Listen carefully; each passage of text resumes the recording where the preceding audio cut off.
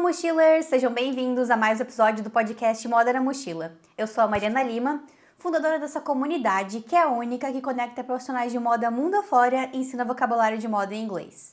Hoje eu vou contar para vocês o primeiro episódio de 2025, um pouco da minha experiência visitando o Copenhagen Fashion Week. E se você é novo por aqui, eu queria te falar que o Moda na Mochila é um podcast pensado em profissionais de moda. Pessoas interessadas em saber sobre o mercado de moda, buscar apoio nesse mundo que pode parecer solitário, muito competitivo, sem ajuda. A gente está aqui para ser uma comunidade, para se ajudar a gente crescer juntas. Então, se você quiser participar do nosso grupo do WhatsApp, é um grupo que tem mais de 200 profissionais de moda brasileiros morando ou querendo, planejando para morar em outros países. Para você que quiser participar, é só mandar uma mensagem por DM do Instagram do Moda na Mochila com o seu número de celular, que a gente vai te adicionar manualmente, porque esse grupo é muito exclusivo. Então a gente quer manter essa comunidade muito próxima, muito unida. E pensando nisso, em relação ao Copenhagen Fashion Week, eu acho que é mais interessante aqui se eu trouxer um tipo de conteúdo que não é comum nas plataformas. Por exemplo, eu não vou falar sobre temas que Vogue cobre, que The Business of Fashion cobre, que outros sites de revistas cobrem, outros influencers cobrem, como, por exemplo, o tema dos desfiles, o que as pessoas estavam usando. Eu vou falar em temas sobre o mercado de moda, como que isso vai impactar a sua carreira, seja você designer, stylist, jornalista. Então, eu vou trazer uma nova perspectiva que eu acho que é ainda mais interessante para a nossa comunidade. E eu vou compartilhar com vocês o que eu aprendi, as pessoas com que eu me conectei. E eu acho que desde o início, desde quando eu estava planejando essa viagem, as pessoas que estavam ao meu redor, meus colegas do mestrado, elas perguntavam, será que vale a pena mesmo ir para a Copenhagen Fashion Week? Muitas delas eram muito desesperançosas, achando que não valeria a pena se elas não conseguissem participar de algum desfile, assistir a algum desfile. E eu sempre fui muito positiva nessa questão. Eu sempre falei, não, eu acho que vale a pena, independente ou não se a gente conseguir participar de desfile. Mas eu sempre falei para elas, não é impossível participar de desfile. Então eu vou contar para vocês também como que eu apliquei para participar de desfiles, como que outras brasileiras que foram comigo também conseguiram entrar em desfiles. Bom, além de participar dos desfiles, eu também participei de outras atividades, como por exemplo palestras, a CIF, que é a Copenhagen International Fashion Fair, que foi muito rica também. E eu vou contar para você quais dessas tipos de atividades que foram as minhas preferidas. E já vou adiantar para vocês que não foram os desfiles, apesar de eles serem muito interessantes. E eu queria deixar um agradecimento especial para as mochilers que decidiram embarcar comigo nessa jornada, a Alana, minha aluna, a Brenda e a Fran, que foram comigo para Copenhague, e a gente curtiu muito lá e aprendemos juntas e se divertimos juntas. Então, um beijo, meninas, muito obrigada pela parceria. Mas o que o Copenhagen Fashion Week tem de tão especial? Ele é especial? Ele é diferente de outros tipos? Eu acho que uma das coisas que mais me chama a atenção sobre essa Fashion Week é que eles têm requisitos de sustentabilidade muito claros, e para as marcas poderem expor lá ou participar dos desfiles, elas têm que cumprir esses requisitos. Esse foi um tema que eu já abordei em uma das aulas do Fashion Vocab Talks, em uma das edições. A gente leu com calma todos os requisitos de sustentabilidade do Fashion Week. E eu tô pensando em trazer um tema parecido de novo para a próxima edição, que vai começar no dia 22 de fevereiro. Então, se você quiser participar do Fashion Vocab Talks, nosso grupo de conversação em inglês sobre moda, eu vou deixar o link na descrição. E eu também vou contar um pouco mais sobre como que funciona esse grupo no meio do episódio. Bom, no site do Copenhagen Fashion Week tem a lista desses requisitos bem completa. Eu separei aqui 3 requisitos que estão no site do Copenhagen Fashion Week, mas se você quiser aprender mais a fundo sobre eles, eu vou deixar o link na descrição para o website deles. E um dos requisitos é aplicar princípios de design circular, priorizando reparabilidade, reciclabilidade e reutilização. Inclusive, tem uma marca que está desfilando pela primeira vez no Copenhagen Fashion Week, que é um novo talento. Então, eles têm essas marcas, esses designers que são patrocinados para participar do Copenhagen Fashion Week, e uma delas é a Bonnetier. Essa marca, ela faz upcycling de ternos. Então eles pegam ternos e transformam em novos tipos de roupas de uma forma muito contemporânea. Eu queria muito ter participado do desfile deles, mas não consegui convite. Mas nos próximos vou tentar insistir um pouco mais, porque eu achei o formato, a estética da marca muito interessante, a ideia também por trás muito legal. E já falei um pouco também em uma das newsletters sobre o conceito de Power Suit. Então é um assunto que me interessa muito e eu achei essa marca muito legal.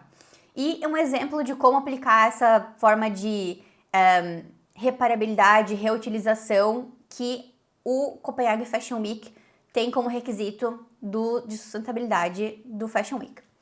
E o segundo que eu queria comentar é garantir que pelo menos 60% da coleção utilize materiais certificados, preferenciais ou dead stock. E aqui eu queria chamar atenção para esse termo, dead stock. O que é um dead stock? Significa aquele estoque parado de tecidos que as marcas compram demais, às vezes não conseguem usar para a produção inteira. Então, isso que é o dead stock, esse termo de vocabulário de moda em inglês que é bem interessante para você estudar. E, inclusive, aqui na universidade que eu estudo tem um museu têxtil e eles têm uma loja. E alguns dos rolos de tecidos que vendem nessa loja tem um tag falando de qual marca que veio esse tecido.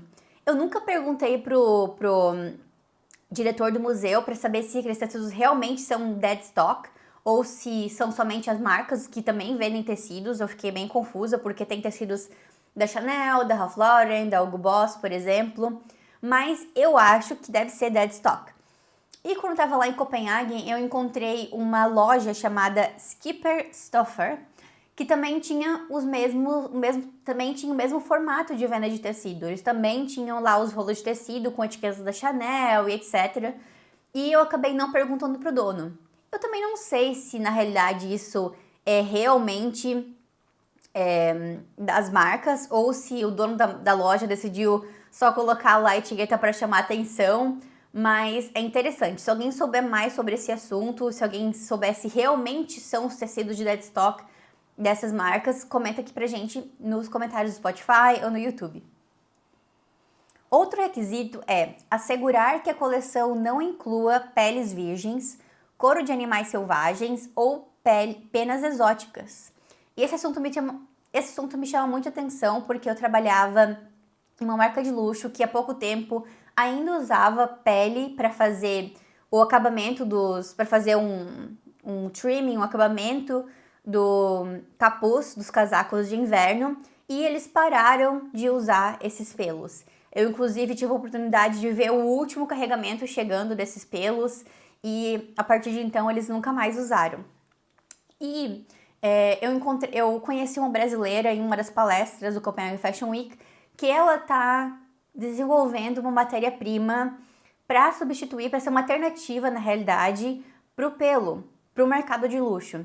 Então, eu quero entrevistar ela, quero trazer ela aqui, a Isabela. Ela é lá da Austrália e ela é estudante de PhD, ela está desenvolvendo esse material. Eu acho que é muito interessante e está super alinhado com o que o Copenhagen Fashion Week traz nos requisitos de sustentabilidade. Bom, esses são só 3 e tem vários outros interessantes, então clique no link da descrição para saber um pouco mais sobre esse assunto. Acho interessante também a gente conversar sobre algumas diferenças do mercado brasileiro e entender um pouco mais como que é o mercado de moda dinamarquês. E para entender um pouco mais sobre isso, além de viver a experiência do Copenhagen Fashion Week, eu também li uma matéria da Vogue Business muito interessante, escrita pela jornalista Lucy Maguire. A Lucy, inclusive, ela foi moderadora de uma das palestras. E é interessante agora que eu tive a oportunidade de ir lá, ouvir a voz dela, e agora quando eu fui ler a matéria da Vogue Business, eu leio a matéria ouvindo a voz dela. Eu não sei se vocês também têm essa sensação quando vocês estão lendo a newsletter do Moda na Mochila, também ouvem minha voz. Mas eu acho isso fantástico, eu acho isso muito legal. Então essa matéria da Lucy pro Vogue Business começava falando que o mercado de moda dinamarquês e o Copenhagen Fashion Week está passando por um período desafiador, digamos assim. 2 marcas que desfilavam no Copenhagen Fashion Week, elas fecharam. Uma delas é a Saks Potts e elas fecharam e as donas falaram que não foi por motivos financeiros, que elas só queriam fechar mesmo, não sei se é verdade. E tem outra chamada Division, e essa marca faliu. E outra coisa interessante que aconteceu foi que a Ganni, uma das maiores marcas dinamarquesas, inclusive, acho que uma das marcas mais mainstream, assim, que as pessoas conhecem no geral de marca dinamarquesa, ela desfilava no Copenhagen Fashion Week por anos e no ano passado, em agosto de 2024, eles deixaram de participar, mas decidiram entrar como patrocinadores, como patronos desses novos talentos do Copenhagen Fashion Week e participaram de outras formas, com eventos de café da manhã, com patrocínio, patrocinando o showroom dos novos talentos. Então foi bem interessante ver essa movimentação. Até a Ganni, eu acho que desfilou na edição passada no Paris Fashion Week, mas a CEO da Ganni fala que eles estão revendo qual que é a melhor forma de se apresentar em desfiles nos próximos anos. Então, por enquanto, eles estão revisitando isso, mas dando espaço para outros designers. Então, algo que foi bem interessante. Mas uma coisa que a CEO do Copenhagen Fashion Week falou nessa entrevista para a Lucy foi que o mercado dinamarquês, ele é pequeno. Tem muitas marcas, muitos designers pequenos, designers médios, mas o mercado interno é pequeno, tem poucas pessoas no país. E eles dependem muito de como que está a economia global, como que está a situação econômica do mundo, porque eles também vendem para outros países da Europa, outros países da Escandinávia. Então eles têm muito essa dependência. Se a gente for pensar no Brasil, é algo bem diferente, porque no Brasil a gente é um país enorme, então tem várias marcas que sobrevivem, que conseguem sobreviver vendendo somente para dentro do país. Então isso já é uma super diferença e é um benefício pra gente do Brasil, né? Que a gente consegue ser independente aí da economia global, de certa forma. A CEO do Copenhagen Fashion Week também falou que a característica das marcas dinamarquesas são que elas são contemporâneas, elas têm um preço médio. E, segundo ela, com toda essa mudança de comportamento de consumo atual, as pessoas têm preferido ou comprar de fast fashion ou comprar de luxo. E essas marcas que têm um preço médio, que estão ali no meio, têm muita dificuldade. Hoje em dia, eu acho que essa fala dela já está talvez um pouco desatualizada, porque a gente tem visto que o mercado de luxo está em crise. Então, mas eu concordo que a questão do fast fashion ainda é um ponto muito forte, desafiador para essas marcas. Outra coisa muito interessante sobre o Copenhagen Fashion Week é que eles têm o patrocínio de uma das maiores e-commerces de moda da Europa, que é a Zalando. E ela não é da Escandinávia, esse e-commerce é da Alemanha. E a Zalando, eles patrocinaram o Copenhagen Fashion Week, é o maior patrocinador. Eles trouxeram pessoas da equipe deles para participar de todas as palestras do Copenhagen Fashion Week. E a Zalando, inclusive, tem um prêmio em parceria com o Copenhagen Fashion Week que se chama Zalando Visionary Award. E se você aqui que está me ouvindo tem alguma ideia muito interessante, que tenha um impacto social muito grande e que seja muito inovador, eu sugiro você dar uma olhada nesse prêmio e talvez aplicar agora em 2025 para poder participar nas próximas edições, porque parece muito interessante. Por exemplo, essa matéria-prima que a Isabela está criando, eu acho que teria grande potencial de ser uma das campeãs aí desse prêmio da Zalando. Como eu falei, várias colegas do mestrado nem chegaram aí para o Copenhagen Fashion Week porque já estavam muito desesperançosas que elas nem iam conseguir participar, não iam conseguir assistir os desfiles e acabaram nem indo. Mas eu falava para elas, não importa se a gente não for nos desfiles, ainda vai ser legal. Mas eu acho que é possível sim conseguir um convite para os desfiles, a gente vai dar um jeito. Eu consegui participar de 4 desfiles no total e eu vou contar para vocês como que eu consegui. Uma coisa que eu achei muito interessante foi que eles tinham 2 formatos diferentes das marcas se apresentarem. Uma ela era desfile tradicional e a outra era de apresentação. E eu fiquei sabendo que esse formato de apresentação ele foi incluído em agosto de 2024, na penúltima edição. E era muito interessante porque nesse formato os modelos eles ficam parados assim por algumas horas em ou no showroom, ou no museu, e as pessoas ficam passando e olhando. Então, bem o contrário de que é um desfile. As pessoas que caminham entre os modelos ao invés dos modelos caminharem. E eles falaram que eles criaram esse tipo de formato para ser mais atrativo para as marcas. Eu não sei de qual é a forma que isso é mais atrativo, se talvez é um pouco mais barato fazer dessa forma, mas eu achei um formato interessante. Vou confessar para vocês que é um pouco desconfortável ficar tão próximo assim, andar tão próximo dos modelos, mas vamos ver, talvez nas próximas edições eu já esteja mais confortável com esse formato, mas a princípio eu achei estranho, assim, ficar olhando os modelos tão próximo e várias pessoas ficam tirando fotos, e eles não ficam super parados, eles ficam, assim, de certa forma, posando para as fotos, para todo mundo que tá passando por eles. Achei muito interessante. Então, como que eu consegui participar desses desfiles? Como eu consegui os convites? Primeiro, o próprio site do Copenhagen Fashion Week tem uma página que se chama Accreditation, que ela é justamente para isso, para todo mundo ir lá e se inscrever para participar do Copenhagen Fashion Week. Você seleciona as marcas que você deseja assistir e também coloca o seu nome, o seu e-mail, a sua profissão, e depois as marcas avaliam o teu perfil e convidam você ou não. Essa é a forma mais simples que tem de se inscrever. E, além disso, eu também mandei e-mail para as marcas. Para as marcas que eu achava mais interessante, mandei um e-mail falando quem eu era, falando do Moda na Mochila, falando do porquê que eu gostaria de visitar, assistir o desfile da marca e como que eu iria falar sobre na minha rede social. Então, essa é uma outra alternativa. Inclusive, eu conheci a Fê, ela é designer na Puma, e ela falou que ela chegou até a usar 2 tipos de e-mails diferentes. Então, outra dica, se você quiser muito participar de vários desfiles, eu acho que ela conseguiu mais de 10 convites, assim. Essa é uma outra alternativa, testar diferentes formatos de texto, de apresentação. Então, fica aí a dica. Tem uma marca chamada Fine Chaos que eu consegui por sorteio, na realidade. Essa marca é muito focada em comunidade, inclusive depois que o desfile aconteceu, eles mandaram uma página pedindo feedback sobre a apresentação.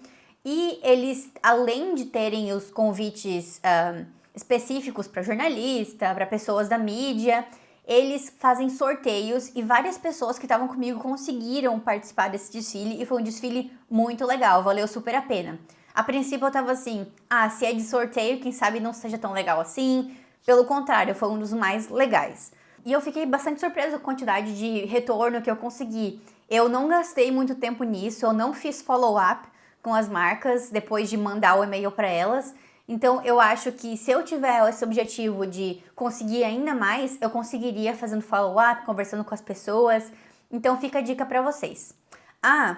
Bem lembrado, como que eu encontrei os e-mails das pessoas certas para enviar? No site do Copenhagen Fashion Week, quando você vai olhar a agenda e a descrição de cada marca, eles têm os contatos dos PRs, tem os contatos de vendas. Então, basta você olhar ali no site do Copenhagen Fashion Week quem são as pessoas que estão cuidando dessa parte de convites. Mas, se você quiser trabalhar nos desfiles, também tem essa possibilidade. Eu optei por não trabalhar, eu optei por só assistir os desfiles, porque eu tinha a intenção de participar de outras atividades do Copenhagen Fashion Week, mas eu conheço pessoas que conseguiram trabalhar e adoraram uma experiência. E como é que elas conseguiram? Bom, a primeira pessoa que eu queria falar sobre é a Clara Jordão. Ela é da comunidade de Moda na Mochila, ela estuda na Itália e ela decidiu participar do Copenhagen Fashion Week. Ela criou um TikTok mostrando como que ela fez para conseguir participar do backstage trabalhando, e ela trabalhou para a marca TG Botanical. Então eu vou deixar na descrição também o TikTok da Clara.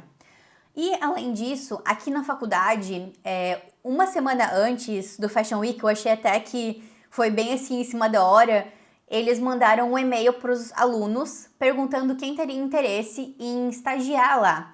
E 3 pessoas da minha sala conseguiram, inclusive uma das minhas colegas, ela é super fã de uma marca que ela trabalhou e ela tem roupa da marca, ela mandou e-mail com looks dela e falou, eu amo a marca, gostaria muito de trabalhar. E ela conseguiu trabalhar nessa marca e falou que foi muito legal a experiência.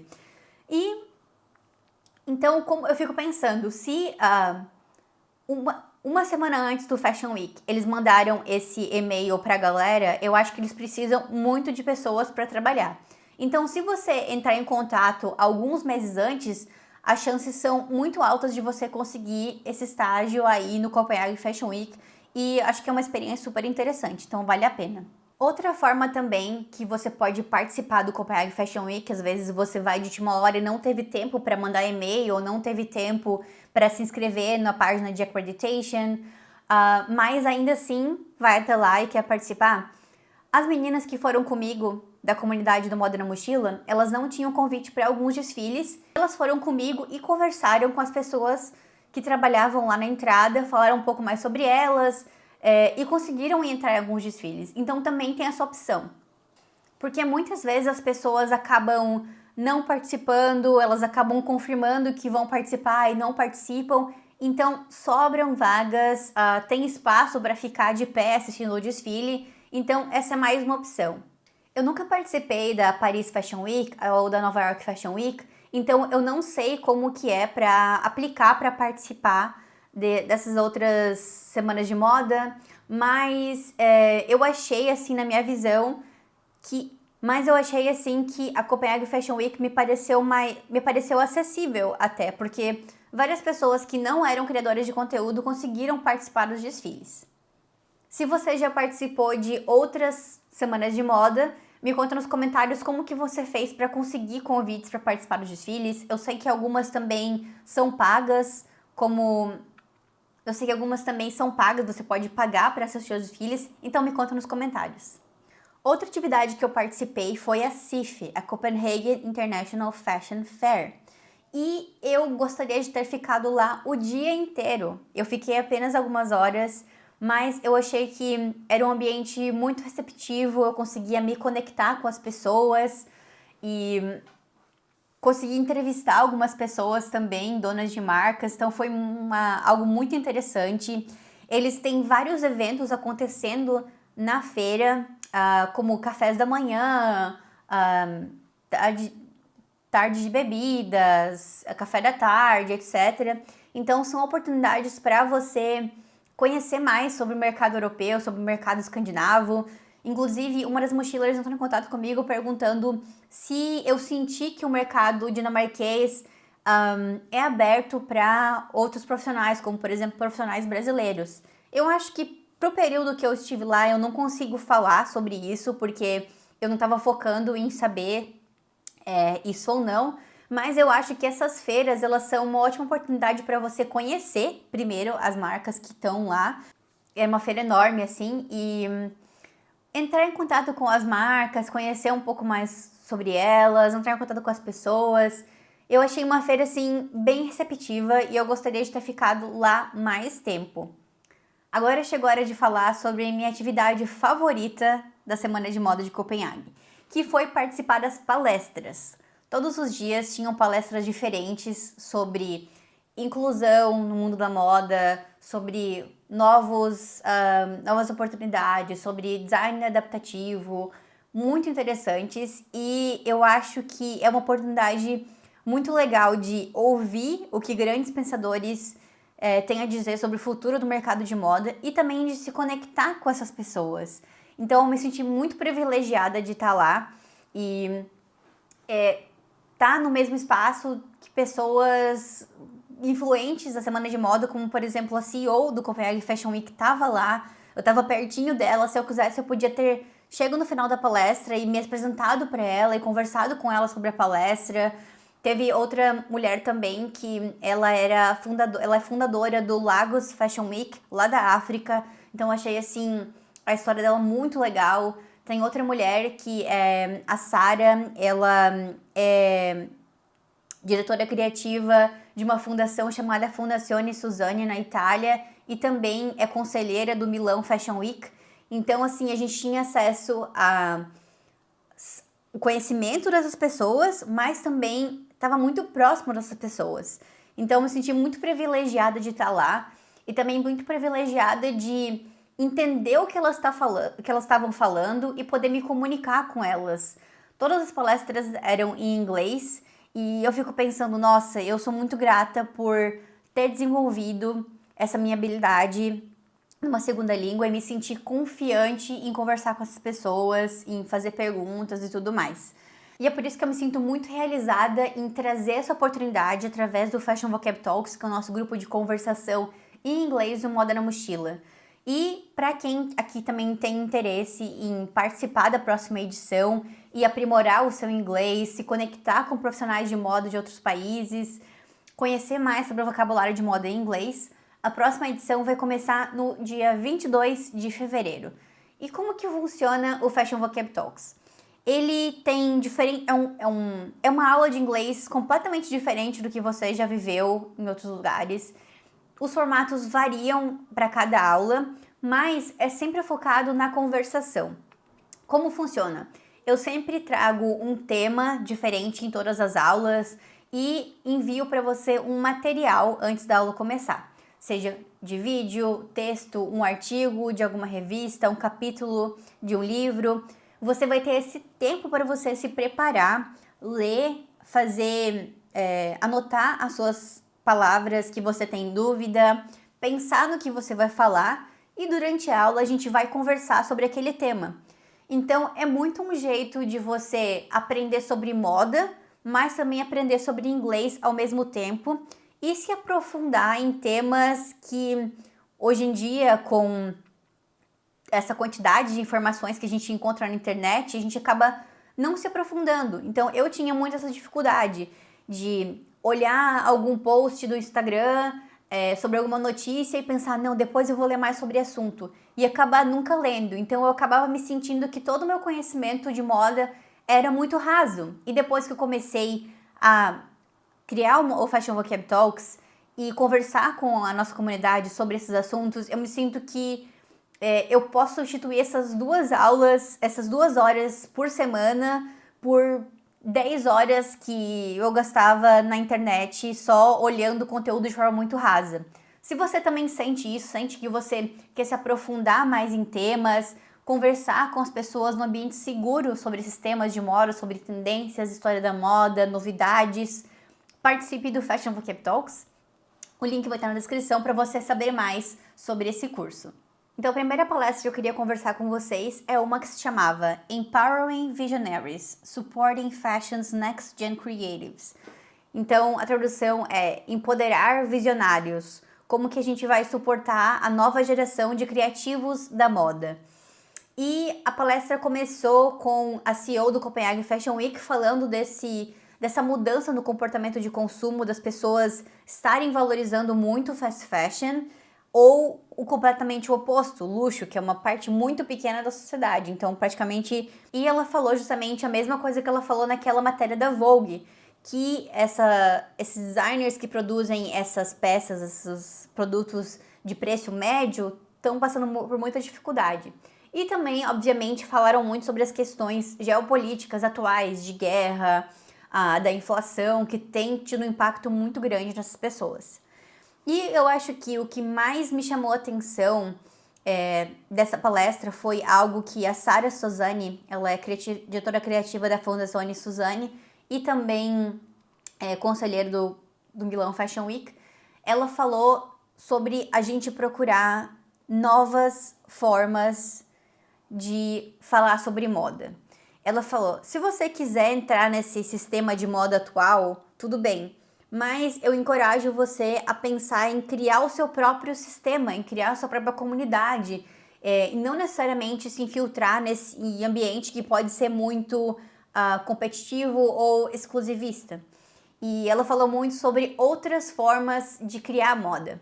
Foi um papo meio abstrato, assim, mas de certa forma me fez muito refletir sobre o que a gente construiu aqui com o Moda na Mochila, sabe? Eu acho que isso, de certa forma, é uma maneira de quebrar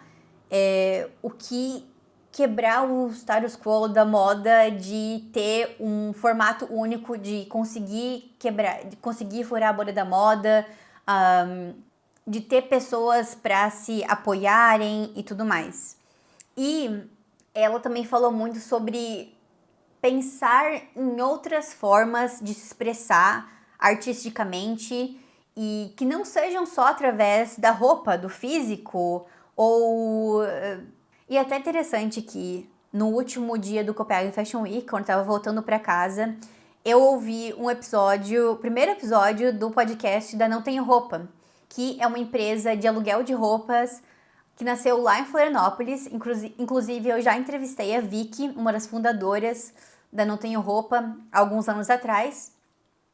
E eu tava ouvindo o podcast e elas estavam dando e elas deram uma notícia bombástica, assim, sobre a empresa, sobre uma grande mudança na empresa. Elas decidiram parar de alugar as peças, que foi o motivo principal de elas terem começado a empresa.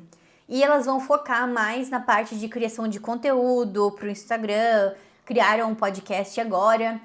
E eu fiquei pensando que isso teve muito a ver com essa palestra que eu ouvi, de criar esses novos modos de se expressar artisticamente que não tenham só a ver com o mundo físico, com um modo tradicional de falar sobre moda, porque moda vai muito além só da roupa.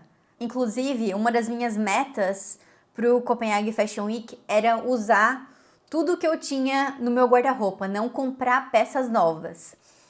Eu não comprei peças novas, eu comprei peças usadas, que foi essa blusa aqui, que foi essa turtleneck aqui, de uma marca aqui da Suécia, que se chama Filippa K.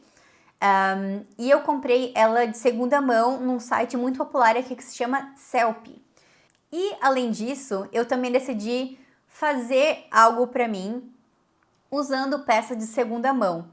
E eu vou mostrar pra vocês daqui a pouquinho o que foi essa peça que eu criei em parceria com a Bruna D'Alegrave, do Vertury Fashion Lab. Então, acho que essa foi a maior lição que eu tirei, assim, de criar o seu próprio sistema, criar novas formas de se expressar artisticamente, que não sejam da forma tradicional. E isso é muito algo que eu tenho buscado ultimamente. Sim, eu acho que é um papo bem abstrato, mas é importante ter esses questionamentos pra gente mudar esse status quo da moda, porque se a gente continuar dessa mesma forma, pode ser que a gente não tenha mais um mundo pra viver a moda do jeito que a gente vive hoje. Então é importante ter esses novos questionamentos. Eu acho também que faltou uma palestra focada em sustentabilidade, especificamente focada em sustentabilidade, falando sobre as novas leis, falando sobre questão de rastreamento de peças, de Digital Product Passport. Eu achei que faltou isso, eu não sei o porquê que eles decidiram abordar outros temas e não trazerem isso, porque, como eu falei no início, o Copenhagen Fashion Week, na minha visão, ele se destaca muito por ter esses requisitos de sustentabilidade, né? E eu não sei se talvez eles já take it for granted, a questão da sustentabilidade já faz tão parte da rotina, tão parte do DNA das marcas que eles querem abordar novos temas. Não sei por que eles não falaram sobre isso, mas nessa palestra uma das pessoas começou a abordar um pouco mais sobre isso, mas não foi muito a fundo. Inclusive, nessa palestra eles falaram, quando essa pessoa começou a falar sobre sustentabilidade, ela falou sobre o incêndio que aconteceu em Encantamento, que é um dos maiores mercados de segunda mão que existem no mundo, lá na África, e ele pegou fogo e essas pessoas, esses vendedores de roupas, eles já têm tão pouco, eles já recebem lixo têxtil do norte global, e mesmo assim perderam tudo que tinham, que já não era muita coisa. Então, esse incêndio aconteceu poucos dias antes do incêndio de Los Angeles, mas não teve, assim, teve pouquíssima mídia, só pessoas que estão dentro da indústria, dessa parte de sustentabilidade, que falaram sobre isso. E uma das pessoas começaram a falar sobre isso, mas não se aprofundou. Então, eu acho que faltou um pouco falar sobre isso, falar sobre lixo têxtil, falar sobre toda essa problemática, mas não foi abordado. Outro tema muito interessante que foi falado nas palestras foi inclusão no mercado da moda. O nome da palestra era Expanding Horizons, Vital Change Needed in Fashion Inclusivity, ou seja, expandindo horizontes, mudança vital necessária na inclusão da moda. E, de novo, a CEO do Copenhagen Fashion Week estava lá e ela começou a palestra falando que o Conselho Dinamarquês de Moda iniciou lá em 2007 um estatuto para incentivar a inclusão e para mudar padrões de beleza tradicionais e deixar eles mais saudáveis. Mas, ao mesmo tempo, ela também falou que depois de todo esse avanço que a gente teve na inclusão nos últimos anos na moda, ela sente que nessa temporada ela ficou um pouco desapontada. E ela começou a falar um pouco até sobre toda essa influência do Ozempic. Isso com certeza influenciou ao retorno desse padrão de beleza magro. Ela se sentiu desapontada, mas sinceramente eu acho que isso no Copenhagen Fashion Week não foi uma verdade. Todos os desfiles que eu participei tinham pessoas de diversas idades, de diversos tamanhos, diversas cores, diversos biotipos, então eu achei muito diverso. Eu não fiquei desapontada, eu acho que ali ainda eles conseguiram trazer isso de uma forma muito natural. E até falando assim das palestras, todas as palestras que eu participei tinham pessoas de diversos backgrounds e a maioria delas eram mulheres. Eu acho que inclusive todas as palestras que eu participei era composta por mulheres, sejam elas moderadoras ou participantes da palestra. E então eu acho que eu fiquei surpresa quando ela falou sobre isso. Talvez ela estava falando sobre outras Fashion Weeks, não sei.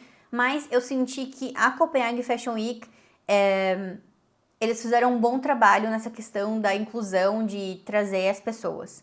Mas teve outro termo em inglês que me chamou muita atenção, que foi falado tanto nessa palestra quanto na palestra anterior, que é o termo tokenism. Tokenismo em português, que é quando as pessoas, as empresas, elas trazem alguém de um background específico só como uma forma de atrair mais mídia e depois já são descartadas. Como, por exemplo, elas trazem uma campanha com alguém que veste tamanho 50 e, na realidade, a marca não produz tamanho 50, ela não vai atender as pessoas que usam esse tamanho, mas ela trouxe essa pessoa só para gerar esse marketing da campanha. Outro exemplo foi a fundadora do Lagos Fashion Week, ela também falou de marcas fazerem parcerias com marcas grandes, fazerem colaboração com marcas africanas só para atrair mídia e para se colocar como uma marca forward thinker, mas depois de um tempo acaba a parceria e elas nunca mais constroem um relacionamento duradouro, era só realmente para trazer esse marketing. Então elas falaram muito sobre esse tokenism e muitas delas falaram que a forma mais ideal de fazer isso é construir um relacionamento de longo prazo e trazer pessoas de diversos backgrounds de uma forma natural e não só porque você quer preencher uma cota. Eu achei interessante, eu não tinha ouvido falar dessa palavra em específico, mas foi interessante saber isso. Então a pergunta que ficou no ar foi: inclusão foi uma tendência ou é algo que vai continuar crescendo e evoluindo ao longo dos anos e se tornar de fato algo natural? E uma das perguntas que veio da plateia foi o seguinte: como que as agências de modelos que focam nessa parte da diversidade podem fazer para quebrar essa barreira, para fazer com que isso realmente se torne natural e não só um tokenismo de uma temporada específica que valorizou padrões diferentes e vencer essa barreira dessa fase do Ozempic e da valorização da magreza.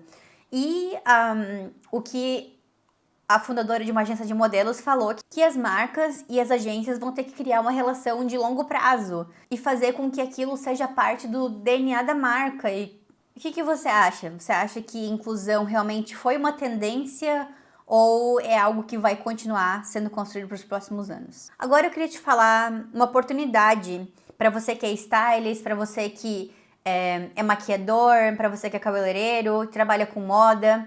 Nessa palestra elas falaram que existem pessoas que se recusam a trabalhar com pessoas pretas ou pessoas que usam hijab, por exemplo, porque elas falam que não sabem lidar com esse tipo de estética, que elas não sabem como fazer o styling de alguém que usa hijab, que elas não sabem maquiar ou mexer no cabelo de alguém que tem cabelo afro. E isso me lembrou de um podcast que eu fiz com o Robson Oliveira, o meu amigo lá de Toronto, e ele falou que ele é maquiador e ele já sofreu isso quando ele se mudou para Toronto, de pessoas, cabeleireiros recusarem a cortar o cabelo dele.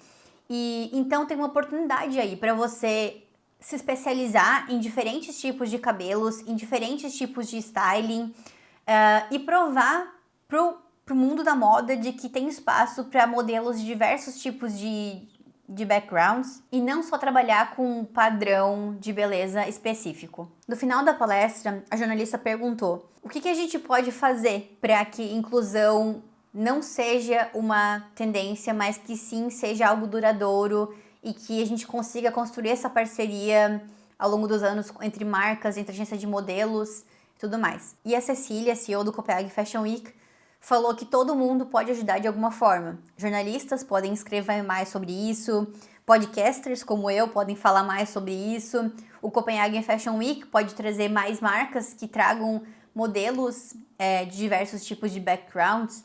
Então ela falou que todo mundo pode ajudar de certa forma. Como que tu acha que você pode ajudar o mundo da moda a ser mais inclusivo? Outra palestra que eu gostaria muito de comentar aqui hoje, eu não pude participar, mas eu ouvi sobre ela no Spotify do Copenhagen Fashion Week. Então, se você quiser praticar o seu inglês um pouco mais, todas as palestras que eu participei, elas estão no Spotify do Copenhagen Fashion Week. Essa palestra ela falava sobre modernização e manual. Então o nome da palestra era Past, Present and Future: The Preservation and Modernization of Craft.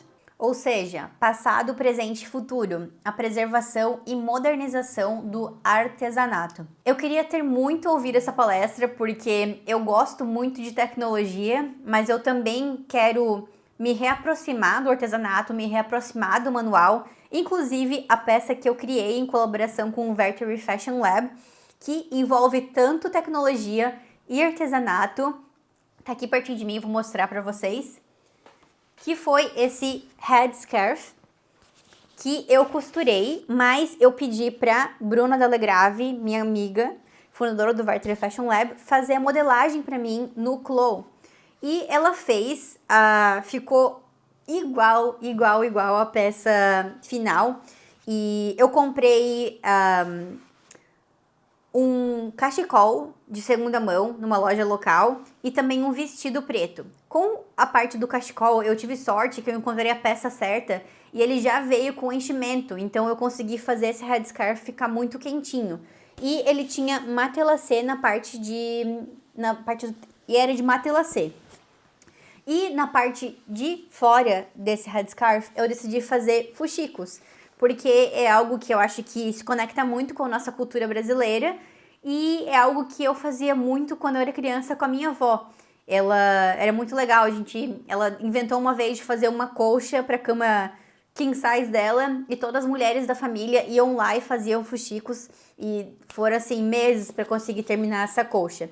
Então eu fiz esse headscarf e eu me senti muito orgulhosa de não ter comprado uma peça nova para participar do Copenhagen Fashion Week, mas inclusive eu consegui ter tempo para fazer uma peça do zero com a ajuda da Bruna. É assim que é esse headscarf. Então, como eu sou uma pessoa que eu dou valor para ambas as áreas, eu queria muito ter assistido essa palestra, mas eu ouvi essa palestra no Spotify e eu vou comentar agora alguns pontos altos que me chamaram a atenção dela. Bom, a primeira lição foi que a gente deveria começar a empoderar os consumidores para eles também se tornarem criativos, para eles fazerem parte desse processo de moda e não só ter esse papel passivo de ir até a loja, comprar qualquer coisa e descartar e comprar mais algo no próximo mês e não criar nenhum apego emocional àquela peça, mas sim só consumir desenfreadamente. E a partir do momento em que você incentiva com que as pessoas sejam criativas, com que elas construam algo com com as suas próprias mãos ou que façam parte do processo até mesmo de design de uma peça, quando você está customizando alguma coisa, a pessoa cria esse apego emocional e aquela peça passa a ter muito mais valor e as chances dela descartar aquilo são muito mais baixas. Tem algo bem polêmico também que foi falado algumas vezes, foi a questão do degrowth, do decrescimento das marcas. Inclusive eu lembro que no report do Fashion Revolution, que eles lançam todo ano, que se chama Fashion Transparency Index, eles comentaram que eles fazem essas perguntas para as marcas também, se elas têm planos de reduzir a quantidade de peças produzidas, de escalar um pouco mais a produção. E assim, eu vindo da minha jornada como designer em grandes marcas brasileiras, essa conversa parece que ela nunca vai acontecer, porque sempre uma das formas de valorizar uma designer, de comparar qual designer que tá tendo mais sucesso, é comparar quantas vendas tem cada produto que você vendeu. Então, para mim, assim, é algo muito utópico ainda, mas se existe essa conversa e se existem marcas já que estão falando sobre isso, tem algo aí, tem uma pontinha do iceberg, tem a pontinha do início dessa conversa. E foi falado, algumas pessoas falaram nessas palestras que esse decrescimento, esse degrowth das marcas, até mesmo naquele artigo que eu comentei no início do podcast da Vogue Business, se questionava muito se as marcas pequenas, se os talentos emergentes dinamarqueses vão um dia chegar a ter uma escala tão grande quanto a Ganni, que é uma grande marca da Dinamarca. E uma das jornalistas, uma das pessoas entrevistadas falou que talvez esse nem seja a meta, não deveria todo mundo ser grande como a Ganni. Primeiro porque não tem espaço no mercado dinamarquês e elas vão ter que depender muito do mercado global, mas também porque não é a forma mais sustentável. E também, talvez a melhor forma sejam ter mais pequenos criadores, atraindo mais pessoas, servindo pessoas diferentes. E nessa palestra falaram uma frase muito legal, que é going smaller scale, no sentido de uma empresa menor, to fit more bodies. Então, significando que nem toda marca precisaria fazer para todos os tipos de corpos, desde que existam marcas diferentes criando para tipos de corpos diferentes. Então, eu achei essa uma conversa muito interessante. E eu me pergunto, algo que eu me pergunto muito, assim, toda empresa precisa escalar?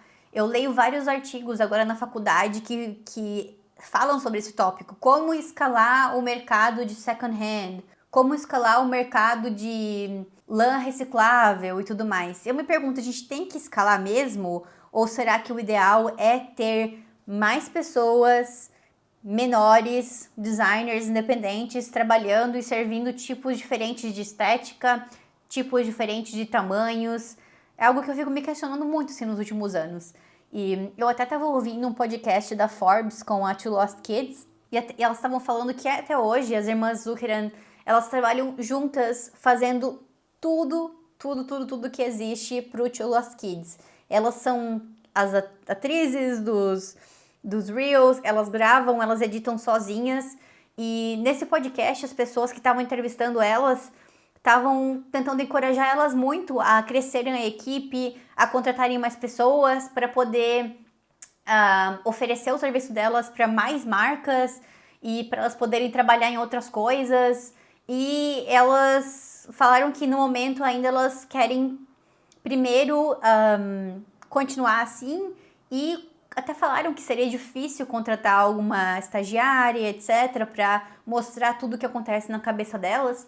E eu fiquei me perguntando assim, mas será mesmo que elas têm que fazer isso? Que elas têm que deixar de fazer as coisas que elas gostam de fazer, que é filmar, editar, etc., para atender mais pessoas? Ou será que o interessante seriam ter mais criadores também criando e atendendo essas marcas e dando espaço para pessoas diferentes ao invés de ter somente grandes influencers que servem a todos, sabe?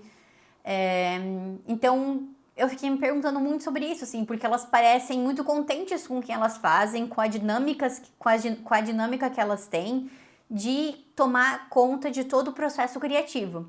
Então, me pergunto muito sobre isso, sabe? Mais um tema muito interessante que foi falado nessa palestra é o poder da educação. A educação como solução para fazer com que o mundo da moda seja mais sustentável e fazer com que as pessoas entendam o valor do artesanato, que as pessoas entendam o valor da manualidade, para elas poderem ter um apego emocional maior a esses produtos.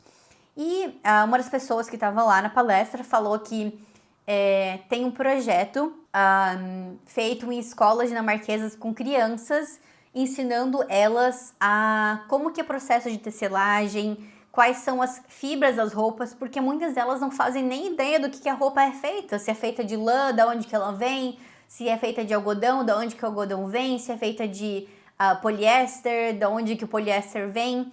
Então, na Dinamarca está começando esse movimento de ensinar as crianças a entenderem mais sobre a roupa delas, né? E eu acho isso muito interessante e talvez até seja uma forma mais eficaz de ensinar as crianças quando elas estão ali na fase inicial de formação de personalidade delas, do que simplesmente...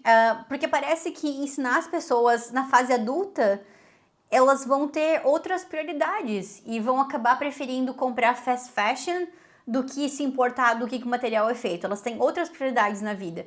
Mas se começa esse processo de educação lá desde o início, eu acho que o impacto pode ser maior. E eu queria fechar esse episódio fazendo uma reflexão que a moderadora dessa palestra fez. Pensando, ela pediu para todo mundo imaginar como que seria o futuro da moda. Digamos que a gente resolveu todas as questões financeiras, econômicas, um mundo muito utópico mesmo, de que ninguém mais tem problemas financeiros, de que as marcas são estáveis, de que a gente não tem problemas de guerra, de que a gente não tem problemas... de que todo mundo tá em plena harmonia. Como que você imagina o seu guarda-roupa? Como que você imagina a moda? Você profissional de moda, como que você se imagina criando moda nesse cenário utópico onde ninguém tem problemas econômicos, as marcas sobrevivem? Você acha que as pessoas iriam estar produzindo em alta escala? Ou será que todo mundo ia estar produzindo algo mais voltado para o artesanato e cada um ia construir e os consumidores iriam construir as suas roupas em conjunto com designers? Como que seria esse mundo utópico da moda? Me conta.